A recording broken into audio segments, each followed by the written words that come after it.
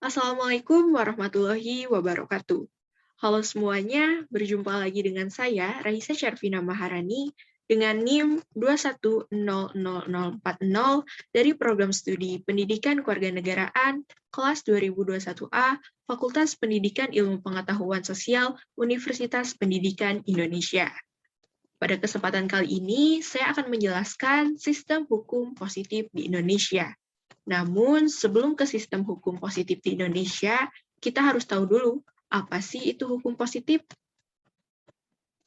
Dalam bahasa Latin, hukum positif disebut juga sebagai ius constitutum.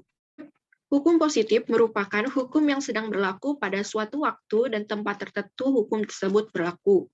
Adapun tujuan dari hukum positif yaitu untuk mengatur masyarakat atau warga negaranya dalam suatu negara untuk mencapai tujuan dalam hal kemakmuran serta kedamaian di suatu negara. Hukum positif ini mencakup aturan perundangan yang berlaku umum ataupun keputusan yang berlaku khusus. Indonesia merupakan salah satu negara yang menganut sistem hukum positif. Dalam hal ini tidak dipungkiri karena Indonesia pada saat itu masih terpengaruh oleh hukum penjajahan sebelumnya, yaitu salah satunya Belanda.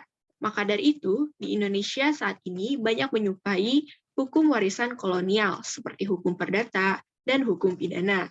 Adapun salah satu contoh bentuk hukum positif ini yaitu adanya Undang-Undang Dasar 1945, Peraturan Pemerintah, Undang-Undang, dan lain sebagainya. Hukum positif yang diterapkan di Indonesia tentu mengadopsi dan menyerap nilai-nilai dari semua kepentingan agama, suku, tradisi, dan keanekaragaman budaya yang ada di Indonesia.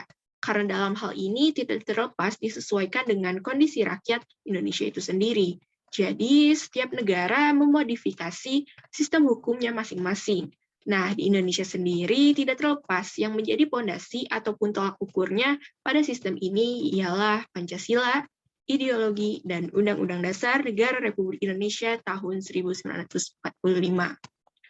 Maka dari itu, hukum yang sedang berlaku saat ini, apabila ketentuan-ketentuan hukum itu dilanggar, maka si pelanggar akan dikenakan sanksi yang datangnya baik dari badan atau lembaga yang berwenang. Karena pada hakikatnya, hukum harus dilaksanakan dan ditegakkan.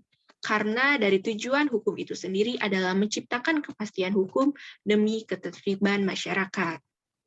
Mungkin cukup sekian pembahasan sistem hukum positif di Indonesia yang dapat saya sampaikan. Mohon maaf apabila terdapat kata-kata yang kurang berkenan. Terima kasih banyak atas perhatiannya. Wassalamualaikum warahmatullahi wabarakatuh.